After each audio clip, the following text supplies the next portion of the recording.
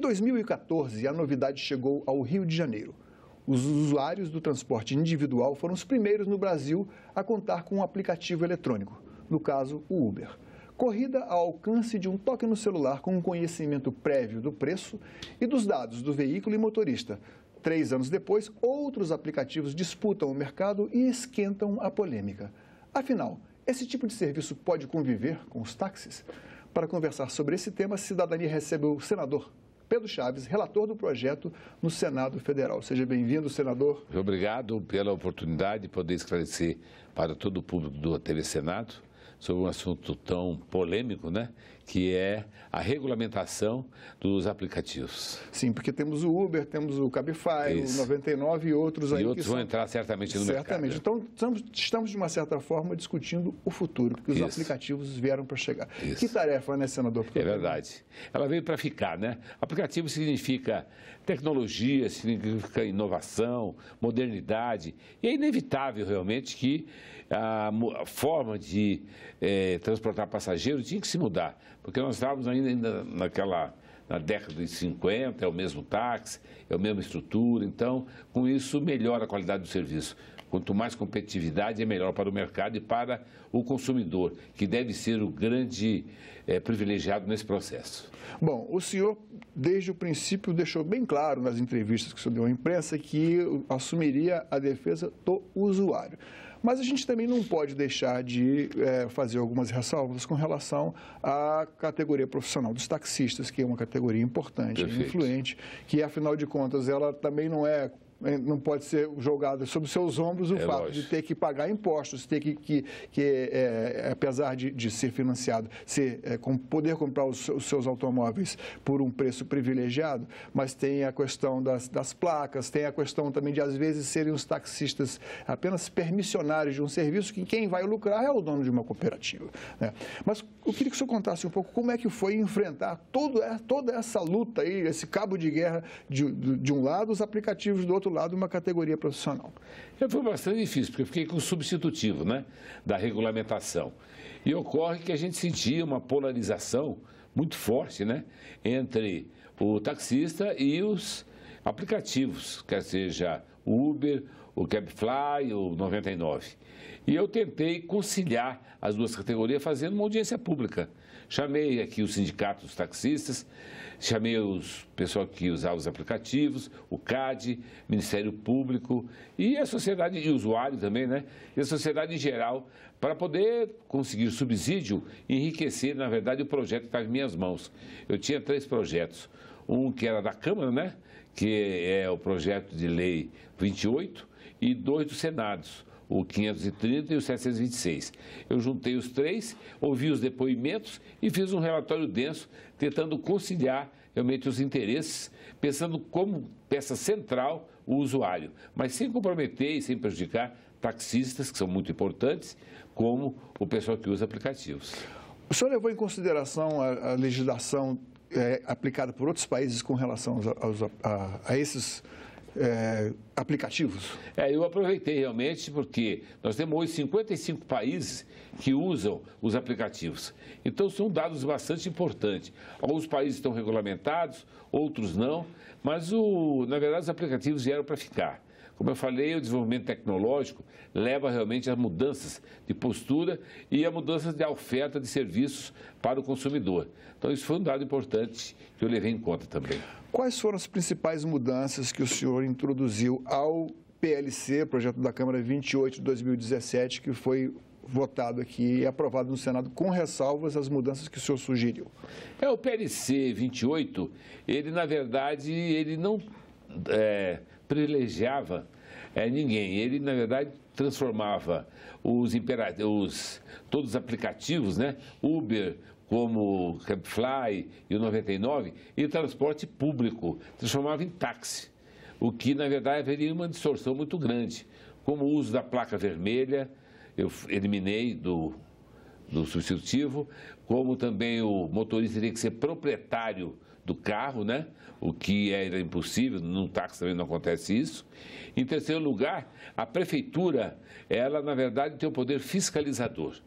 Ela não é a permissionária, porque senão voltaria novamente ao problema do táxi. Se calcula todas as autorizações na mão dos prefeitos. Haveria uso político, realmente, para concessão de licenças.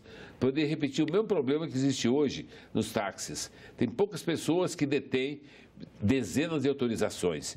E o trabalho do motorista, que é chamado auxiliar, ele, na verdade, é um trabalho precarizado. Porque ele é obrigado a pagar uma diária alta, ele cedo já sai com prejuízo. Ele já sabe que tem que pagar 150 por dia. Então, é um trabalho difícil. É uma espécie, para aqueles que criticam o Uber, porque fica com uma fatia grande, grande, paga no final da semana, Isso, semana a semana. Mas o Uber recolhe uma fatia grande e o preço da corrida é significativamente menor. Mas os taxistas também, aqueles motoristas de fato, não aqueles que estão lá... Os frotistas mas os de fato também são cobrados violentamente por aqueles que detêm a propriedade. São valores altíssimos. Eu noto, inclusive, eu sou de Campo Grande, Mato Grosso do Sul. No aeroporto, o taxista, quer dizer, o motorista, né? Ele é obrigado a fazer 2 corridas para conseguir pagar a diária. Grande é uma loucura. Vai e volta uma velocidade que põe em risco, inclusive, o passageiro. É porque o aeroporto fica em outra cidade, que é a região metropolitana, ali, de Várzea Grande para Campo Grande. Né? Não, Campo Grande fica na mesma cidade, mas em Cuiabá desculpa, fica... Perdão, uma falha minha aqui. Não tem problema nenhum. Confundi. Mas mesmo assim, a distância é longa. Para ele levar o passageiro, voltar e pegar novo passageiro. Ele precisa fazer isso para poder conseguir pagar a diária, que é bastante elevada. Agora, há determinadas nuances, por exemplo, que eu falei aqui até no início. Quando o usuário do aplicativo, ele aciona o celular e chama, ele sabe qual é a placa do veículo, ele sabe qual é o motorista e, evidentemente, porque acho que a recusa é muito mais difícil. Com os táxis ocorre, às vezes, de você chegar, sobretudo nos aeroportos de uma grande cidade, eu não quero ir para lá. Exatamente então, isso. Esse é o grande drama que eu vejo. Quando é corrida pequena, o taxista pergunta para você, para onde você vai? Tal lugar? Ah, eu não posso, tal, e nega realmente a corrida. E quanto aos aplicativos, não. Qualquer lugar, ele aceita a corrida, você já sabe o nome do motorista, você sabe o nome da placa e você já sabe o preço. Então, isso é muito cômodo para quem usa os aplicativos. Agora, uma questão relativa à segurança do usuário, que a gente tem que lembrar, é claro, porque é prioritária, na questão da segurança do ponto de vista dos antecedentes do motorista dos aplicativos, que já aconteceu, inclusive, até em outros países, de queixas de que o Uber e outros aplicativos não teriam sido cuidadosos na análise do currículo dessas pessoas, do passado, da folha corrida, enfim. O seu projeto levou isso em consideração? Levou em conta muito mesmo. Eu fui extremamente exigente. Primeiro, os bons antecedentes. Segundo, todas as certidões negativas, civil, criminal, trabalhista, todas elas foram exigidas. E, além disso, grande experiência por parte do motorista. Então, o motorista tem que ter no mínimo categoria B. Isso dá uma garantia de que o motorista tem realmente condições de oferecer um excelente serviço. Além disso, quanto ao carro, o carro tem que passar por revisões periódicas obrigatórias. Isso dá segurança. Além disso, nós temos ainda o seguro, além do DPVAT, ao seguro privado para o usuário. Isso bom, então, isso é muito bom porque dá tranquilidade quanto a isso. E a plataforma para a qual o aplicativo está vinculado, ela é solidária nesse pagamento desse seguro. Agora, senador, houve na cidade de Londres, recentemente, agora, um mês atrás, ainda no início desse segundo semestre de 2017, foi suspensa a licença do Uber, ainda está em julgamento, não foi decidido, é provável que demore alguns meses para que isso seja decidido, porque o Uber não atendeu a uma solicitação anterior, estaria usando o próprio Uber um outro aplicativo chamado Greyball, bola cinza, e esse aplicativo estaria, de uma certa forma, dificultando a fiscalização por parte das autoridades municipais e, no caso de Londres, autoridades municipais, e, de uma certa forma, burlando algumas chamadas também que eles não queriam atender. O senhor não acha que seria necessário, talvez, tomar alguma providência no sentido de fiscalizar, ou se isso já, na sua proposta, já está sendo atendido? Exatamente. Na minha proposta, quando eu falo que prefeitura é responsável pela fiscalização, ela tem o legítimo direito de pedir semanalmente a relação de todos os carros dos aplicativos, o nome de todos os motoristas, o vínculo que existe entre o motorista e o carro, de forma que ela tem esse poder, que é um poder importante. Ela pode fiscalizar, ela tem as informações, vai ter o portfólio de todos os carros que estão transitando. E uma regulamentação forte tem que ter. Na verdade, a plataforma tem grande responsabilidade nesse processo.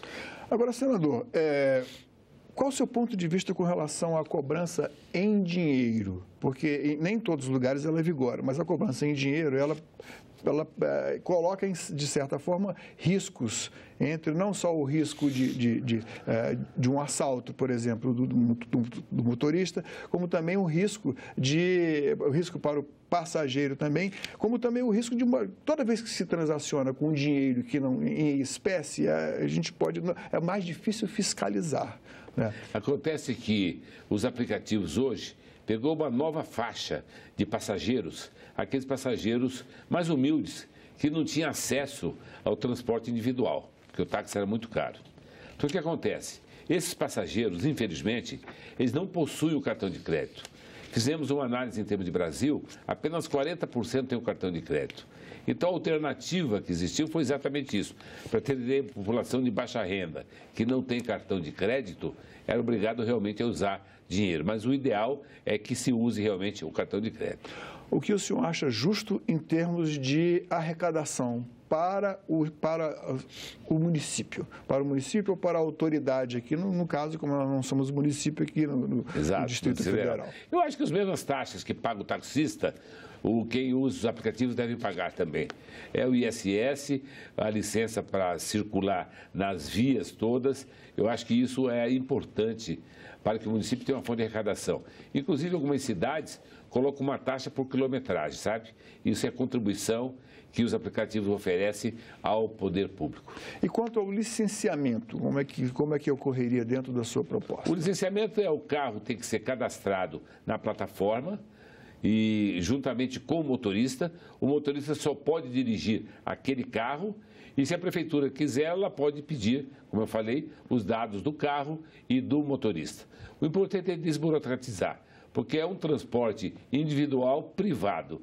Agora, tem que ser registrado direitinho na plataforma, onde ela deve manter as informações pelo menos 5 anos em relação ao carro e ao motorista. O carro não precisa estar registrado no nome do motorista? Não, ele pode locar o carro e utilizar, porque a ideia é utilizar a capacidade ociosa dos carros que existem parados. Às vezes alguém está desempregado e tem um carro do primo, sobrinho ou um outro parente, ele pode locar, e esse carro tem essa capacidade ociosa. Por que não atender a comunidade? É um compartilhamento de uso do carro. Por isso que o preço é baixo. Quanto maior a oferta, né, menor o preço. É por isso que o preço do Uber é muito inferior ao preço do táxi, pelo excesso de oferta. Senador, eu vou até lhe contrariar um pouquinho aqui. Um exemplo de um colega nosso que estava viajando estava na Europa, estava em Roma, foi um jogo de futebol e quis sair de lá, não tinha táxi. Parece que ficou um pouco afastado dos pontos de metrô, o Estádio Olímpico, e lá ele solicitou o Uber. A cotação da corrida do Uber sobe estupidamente quando a procura supera em muito a oferta. 80 euros para uma corrida que ele conseguiu fazer, acertando com um motorista lá, entre aspas, clandestinamente, por 40 euros. O senhor acha justo também que não deveria ser uma forma de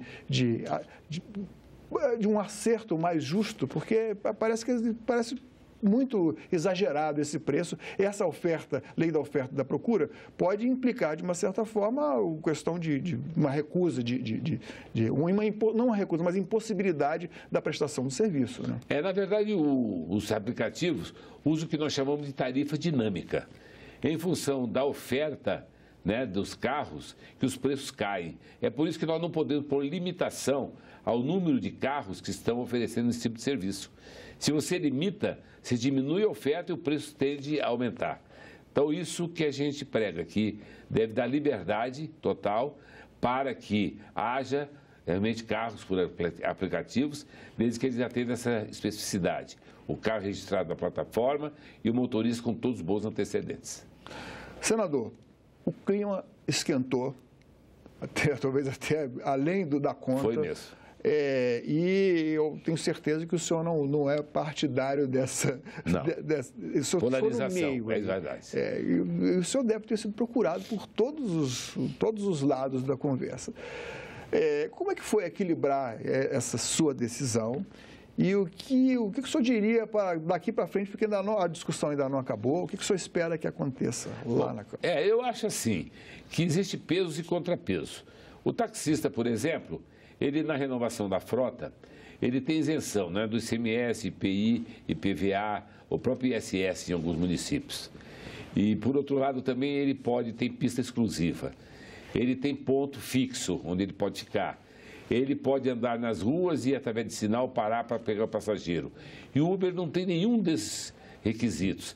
Então, com isso, há uma vantagem comparativa do táxi em relação aos aplicativos. Então, é necessário que se chegue a um termo comum e vai haver sempre passageiro para o táxi. O pessoal mais elitista talvez pegue mais o táxi. E vai haver sempre passageiro para o Uber. O Uber é a oportunidade do pessoal da classe C poder ter o transporte individual. Agora, o cenário do país ainda é um cenário de crise econômica. Vamos falar agora do ponto de vista da geração de emprego, geração de oportunidade de trabalho remunerado. O senhor é favorável? Eu olhei muito para isso quando nós fizemos a regulamentação dos aplicativos, porque era uma oportunidade de emprego. Eu noto, às vezes, o motorista do Uber, do Cabify, eles são mulheres que precisam melhorar a renda familiar, às vezes alguém desempregado. Por exemplo, no Rio de Janeiro e São Paulo, a maioria dos motoristas são engenheiros que foram dispensados da Petrobras, dispensados da Odebrecht, gente que estava em situação dificílima. Com o Uber resolveu, pelo menos parcialmente, um problema até que ele resolva realmente achar o emprego compatível com a formação dele. Dessas categorias, pessoas que estão trabalhando no Uber, que vieram de todo o país para cá, sindicatos de motoristas de táxi também compareceram aqui do Brasil inteiro? Foi. Hoje nós tivemos ontem um dia aqui bem atípico, né? Nós tivemos mais de 5 mil taxistas e pessoal que usa aplicativo também, número igualmente, e a casa ficou cheia, lotada. Eu acho até que isso é muito ruim para o parlamento, porque o parlamentar não trabalha com tranquilidade, com aquela pressão externa, com a corporação forçando. Então, a gente tem que ter independência. Eu, graças a Deus, eu tenho independência, não tenho vínculo com Uber, não tenho vínculo com táxi, com ninguém. O meu relatório foi um relatório totalmente isento. Não tenho vinculação com Localiza, vinculação com qualquer um desses aplicativos. O meu trabalho é ético e eu busco facilitar a vida do usuário, da sociedade. O projeto pretende uma unificação da legislação para todo o país, ou seja, não haveria um problema no Rio de Janeiro, outro problema diferente em São Paulo? O ideal é que haja uma lei geral, né, nacional, e nada obsta que o município em si ele possa colocar especificidade de acordo com a peculiaridade regional. Eu acho que isso, o próprio projeto dá abertura para isso. Não corremos o risco de haver algo como ocorre com o ICMS de combustível, uma guerra fiscal no caso não, porque são municípios que estão determinando, mas algumas categorias que são mais consolidadas em algumas cidades, por exemplo, no Rio de Janeiro, parece que não sei qual é o status atual. Mas o senhor acha que essa proposta poderá tramitar e ser aprovada sem que volte, que passe por uma longa discussão? Novamente? Eu acho que a proposta veio pacificar isso, sabe? Nós tínhamos que ter uma legislação nacional para dar diretrizes a todos os municípios. Se nós delegássemos isso ao município, cada município faria a sua legislação. Às vezes, municípios limítrofes um do outro, um faria uma legislação, o outro faria outra. Com isso, a gente unificou e todos deverão seguir as mesmas diretrizes. Daí, eu acho que essa legislação nacional foi extremamente positiva. Agora, senador, falando aqui sinceramente, do que eu ouvi na mídia, os motoristas de táxi não tinham essa expectativa. Eles esperavam que os motoristas do Uber tivessem que cumprir, sobretudo a questão da placa, de obrigatoriedade da placa vermelha, que inclusive foi proposta anteriormente pelo ex-prefeito Fernando Haddad lá em São Paulo e acabou não vigorando. Mas o senhor não corre o risco dessa categoria dos motoristas de táxi novamente quererem interceder e fazerem novamente um lobby? Eles ficaram insatisfeitos, francamente. Pode ocorrer isso, mas nós temos que partir da premissa que o transporte do Uber e Cabify, né, por aplicativo, ele é um transporte privado. Se ele passar para o poder público e ter placa vermelha, ele passa a ser um táxi. E não é esse o objetivo realmente dos aplicativos e não é esse o objetivo realmente dessa alternativa tão importante quanto o trabalho dos aplicativos. Senador, e o que o senhor diria em termos de fazer um apelo à pacificação dessa discussão toda aí? Porque eu acho que isso é necessário nessa altura. Eu gostaria muito de dizer a todos os taxistas do país, a todos que usam aplicativos, que tem que haver realmente uma conciliação entre os dois. Há espaço para ambos. Não vejo problema algum quanto a isso. O importante é que a gente tem que entender, principalmente os taxistas, que a modernidade veio para ficar. E nada impede também que os taxistas utilizem aplicativos. E muitos já estão usando. Isso facilita também a vida deles. Essas grandes cooperativas podem usar. Eu já pensei em desregulamentar o táxi, se for o caso, porque não vejo nenhuma dificuldade em que o táxi tenha realmente esse privilégio. Eu vejo também, por outro lado, uma coisa bastante importante, que os governos estão realmente preocupados nessa pacificação entre ambos. Eu acho que isso vai ocorrer, vai se acomodando até que vai haver aceitação normal do táxi em relação aos aplicativos e vice-versa. Pelo que eu vejo, o senhor também seria favorável a uma certa desregulamentação do táxi. Sou. Como funcionaria, então? Seria ótimo, porque aí o motorista que hoje tem o trabalho precarizado, ele teria direito a dirigir sem pagar diária, teria direito à licença, não dependeria de prefeitura, ele teria condição realmente de ter uma formação talvez um pouco diferente, mas haveria realmente muito mais oferta de táxi realmente no país. E não haveria essa concentração que a gente acha extremamente cruel com o motorista. E como é que ficariam aquelas vantagens que os motoristas de táxis têm hoje? A isenção de impostos na compra do veículo, elas seriam mantidas ou seriam retiradas? Provavelmente seriam retiradas, porque essa desoneração é um custo que o governo transfere realmente para os taxistas, né? Porque eu não vejo problema quanto a isso. Muitos motoristas de táxi estão passando para o Uber. O número é extremamente significativo, porque quem usa Uber, ele tem liberdade de trabalhar a hora que ele deve, a hora que ele quer, não há vínculo empregatício, ele é um profissional autônomo.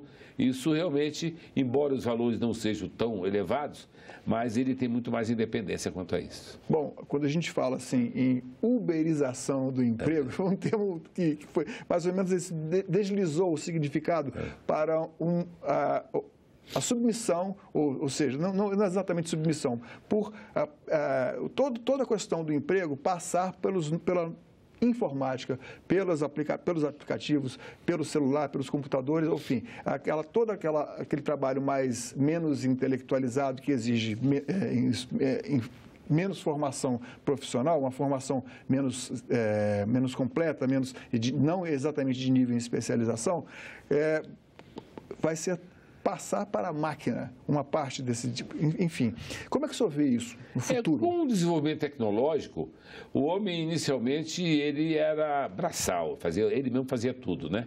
Aí foi desenvolvendo a tecnologia com a Revolução Industrial, então ele foi transferindo parte das atividades dele para a máquina. Depois para o computador realiza N coisas hoje ao lugar nosso. Então, na verdade, a tecnologia vem exatamente para facilitar.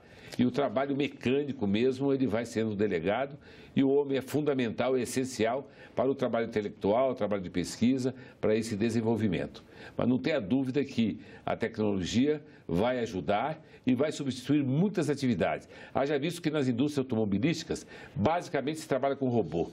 O número de redução de emprego nelas foi extremamente grande. Se você for ao Japão, por exemplo, você vê a indústria totalmente vazia, mas tudo funcionando, produzindo carro, a Toyota e todas as outras marcas produzindo carro. Essa robotização é um exemplo inequívoco de que a tecnologia veio mesmo, é uma transferência de habilidades do homem para a máquina e é uma verdadeira automação, né? Senador, muito obrigado pela sua presença aqui no Cidadania. Vamos esperar que a questão caminhe pacificamente. Isso mesmo, é a minha esperança. Dou um abraço a todos e gostaria muito que taxistas e o pessoal dos aplicativos tivessem uma harmonia muito grande. É que o país espera. Um abraço a todos. Obrigado. Se você gostou ou não gostou dessa entrevista, dê a sua opinião. Entre em contato conosco. O WhatsApp é 61 99966 1616. Mas você também pode ligar para o Alô Senado, 0800 61 2211. Para baixar uma cópia ou ver de novo qualquer um de nossos programas, acesse senado.leg.br/TV. Obrigado pela sua atenção e até o próximo Cidadania.